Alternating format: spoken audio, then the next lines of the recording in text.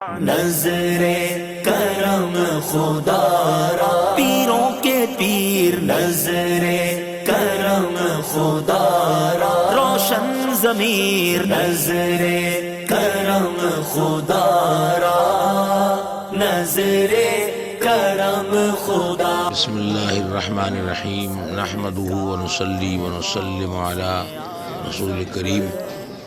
آج کا یہ پروگرام تو ہمیشہ تاریخی پروگرام ہی ہوتا ہے.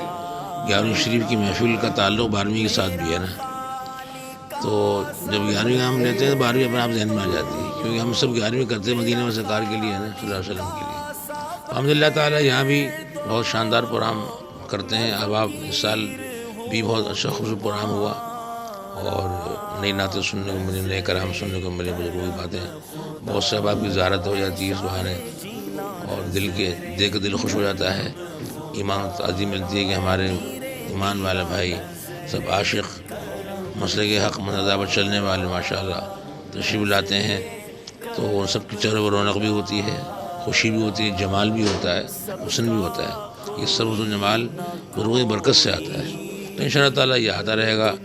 بس سب سے یہی عرض ہے کہ ہمیشہ اس محفلوں میں تشریف لایا کریں، اور جو بولنے والے بول رہے ہیں ان سے سیکھا کریں، یاد رکھا کریں، بچوں کو بتایا کریں. گھروں میں آج کل بہت زیادہ کمی ہو گئی ہے بچوں میں، اس کو آگے بڑھانا چاہیے تاکہ ہمارے بچے بھی ہم سب کی طرح ہی چاہنے والے بن جائیں. 11ویں والوں کے، 12ویں والوں کے، 6ٹھی والوں کو، 17ویں والوں، 25ویں والوں کے. اللہ تعالیٰ سلامت رکھے. بہت شکریہ آپ کا. نماز. السلام علیکم. بہت اچھی محفل ہوئی ہمارے یہاں، ہر سال ہوتی ہے، ماہانہ محفل ہوتی ہے، اور اس میں کسی عالم کو بلایا جاتا ہے. ہماری خوش نصیبی خوش قسمتی تھی کہ شہر کے ہمارے عالم دین، مقبول عالم دین، قائد شہر مفتی اعظم سندھ و بلوچستان حضرت علامہ محمد احمد میاں برکاتی شیخ الحدیث بالتفسیر دارالعلوم معصوم برکات تشریف لائے، اور آپ نے اپنی روحانی خطاب سے، دل پذیر خطاب سے ہم سب کو نوازا، اور لوگوں نے بڑے غور سے خطاب کو سنا.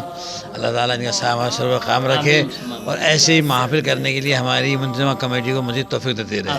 جشن 11ویں کے حوالے سے یہ کہنا چاہوں گا کہ جس طرح ہم یہ محفل منعقد کر رہے ہیں، اب آنے والی ہماری نسلیں بھی اسی طرح منعقد کریں، کیونکہ ہم نے یہ شعور جو ہے اپنے بزرگوں سے لیا، اور جس طرح ہم اپنے بزرگوں کو دیکھتے تھے یہ اہتمام کرتے ہوئے وقت کے ساتھ ساتھ ہم نے بھی اس کو سیکھا، اور سیکھنے کے بعد آج اس اہتمام میں شامل ہیں، اور ہمیں یقین ہے انشاءاللہ محشر میں یہ سب کچھ ہمارے کام آئے گا.